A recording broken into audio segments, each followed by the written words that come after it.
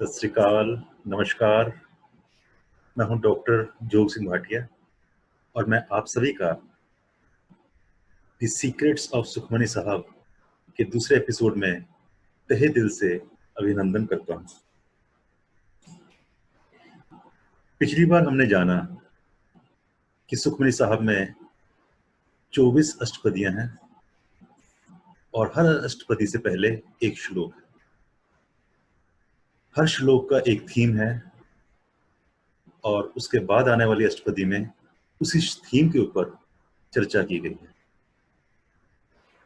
और किस प्रकार सुखमनी साहब एक कंप्लीट स्ट्रेस मैनेजमेंट प्रोग्राम है। तो आइए आज हम पहली अष्टपदी में प्रवेश करते हैं। तो जैसे हमने पहले कहा कि ये गौड़ी राग में लिखी गई वाणी है पांचवें गुरु श्री गुरु अर्जुन देव जी द्वारा, और इसका जो पहला श्लोक है वो शुरुआत हुआ एक ओंकार सतगुरु प्रसाद। एक ओंकार सतगुरु प्रसाद मूल मंत्र है।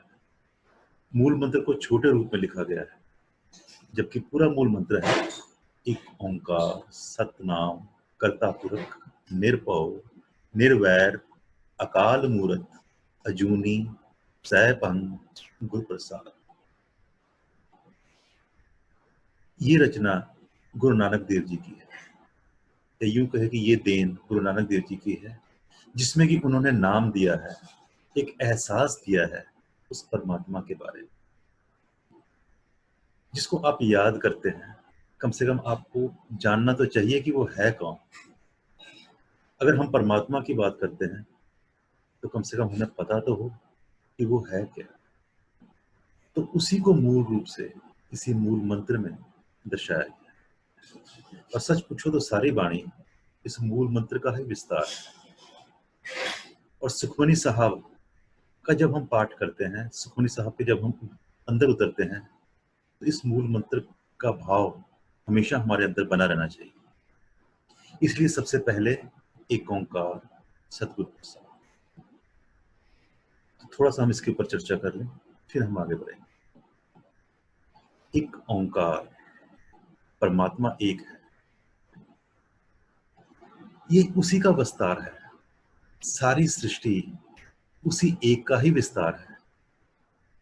अगर मेरा ये हाथ कहे कि मेरी ये उंगली एक है, ये उंगली एक है, ये उंगली एक है, ये अंगूठा अलग है, लेकिन मेरा हाथ तो इन सभी से मिलके बना है। जब ये सभी हैं तभी मेरा हाथ बना है। इसी प्रकार परमात्मा भी एक सृष्टि का विस्तार रूप है। हम सब उसी का रूप है। जो चीज दृश्य है या अदृश्य है, जो महसूस कर पा रहे हैं, जो नहीं कर पा रहे हैं, पर जो कुछ भी इस सृष्टि में है वो सब उसी का रूप है।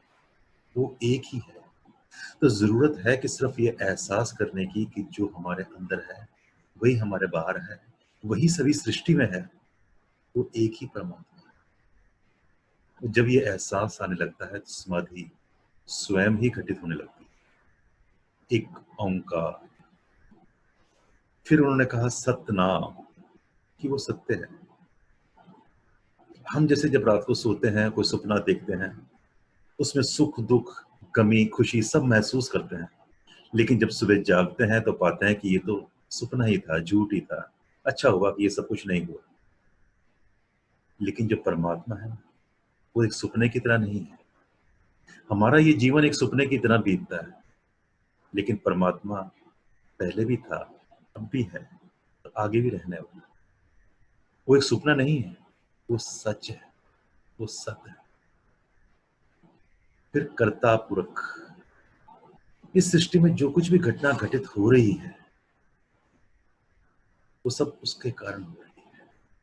सबका कर्ता वही है, कृत्य भी वही है, कर्ता भी वही है। एक व्यक्ति सोचे कि मेरे कारण से इतने लोग खाना खा रहे हैं, मेरे कारण से इतनी हलचल मच रही है, ऐसा नहीं। ये सब उस कर्ते का ही खेल है। जो भी घटना घटित हो रही है उसी के कारण। निर्भव, उसको किसी से कोई भय नहीं है। निर्भयता की अवस्था आपने समझनी हो तो समझ सकते हो भक्त प्रहलाद की, जिसको पहाड़ से फेंका जा रहा है लेकिन उसके मन में कोई भय नहीं है, उसको पता है कि मेरे को बचाने वाला है। तो निर्भयता की अवस्था। तो जैसे जैसे हम इस अवस्थाओं को अपने अंदर समूहित करते जाते हैं, हम वो जो परमात्मा वाले गुण हैं उनको समझने लग जाते हैं और परमात्मा के साथ जुड़ने लग जाते हैं। फिर कहा निर्वैर, उसको किसी के साथ कोई वैर भी नहीं है, उसके लिए सारी सृष्टि एक समान है। सिर्फ मनुष्य ही नहीं, पेड़ पौधे पंछी जानवर जिसे हम कहते हैं, उसके लिए सभी समान है। उसकी दृष्टि सभी के लिए है, वो सभी के लिए है। तो हमें भी अपने अंदर से एक भावना निर्वैरता की पैदा करनी पड़ेगी। और जब तक भी हमारे अंदर किसी के प्रति भी कोई दुर्भावना है तो यकीन मानिए परमात्मा को हम नहीं समझ पाएंगे। तो निर्वैर की अवस्था, अकाल मूर्त, उसके ऊपर समय का भी कोई असर नहीं है। तो सच जानो, समय का असर हमारे ऊपर भी नहीं है। समय का असर कबूल करता है हमारा शरीर। जब अंतर ध्यान होकर आप अपने अंदर देखेंगे तो आपको वही एक बचपना, वही ताजगी हमेशा मिलेगी। अकाल मूर्त, समय के पार, समय का कोई असर नहीं। अजूनी, ये परमात्मा जूनों से परे है, किसी जून में नहीं फंसा, वो सब जूनों से पार है। सैभम, वो खुद ब खुद ही प्रकाशमान है, उसको किसी ने प्रकट नहीं किया, उसको किसी ने पैदा नहीं किया, स्वयंभू है वो, अपने आप में प्रकाशमान है। इसी प्रकार आप परमात्मा को कहीं भी स्थापित नहीं कर सकते, क्योंकि ऐसी कोई जगह ही नहीं जहां परमात्मा नहीं है। ऐसी कोई जगह ही नहीं है सृष्टि में जहां उसका विस्तार नहीं है। किसी ना किसी रूप में वो है और स्वयं खुद ब खुद गुरु प्रसाद कि वो गुरु की कृपा से प्राप्त होता है। ऐसा क्यों कहा गुरु नानक देव जी ने? हम छोटा सा भी कोई पद हासिल कर लें, कोई ज्ञान हासिल कर लें, तो हमारे अंदर एक अहंकार आ जाता है कि मैंने ये हासिल किया। इसलिए आमतौर पे जो ज्यादा धार्मिक व्यक्ति हैं ज्यादा अहंकारी मिलेंगे। पर गुरु साहब कहते हैं कि वो मिलता सिर्फ गुरु की कृपा से है। अगर गुरु की कृपा होगी तभी परमात्मा मिलेगा, उसी का प्रसाद तभी मिलेगा। मेहनत आपने करनी है, प्राप्त आपने करना है, लेकिन भाव बना रहे कि ये गुरु की कृपा से मिला है। क्योंकि वो जो कृपा है गुरु की, वही आपके अहंकार को खत्म करेगा। और जब आपका अहंकार खत्म होगा तब आप समझ पाएंगे उस परमात्मा की लीला को, उस परमात्मा को, उस परमात्मा के अंश को जो आप खुद हैं।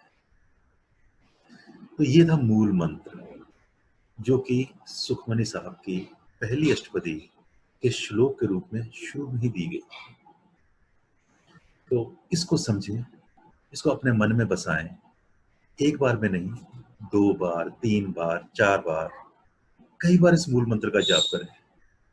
और जब एहसास होने लग जाए कि हाँ, ये परमात्मा का अंश है, ये परमात्मा की एक ज्ञान है, ये एक नाम है, एक एहसास है परमात्मा का, तो उसके बाद फिर आगे चर्चा होती है इस मूल मंत्र की, इस मूल मंत्र की महिमा की।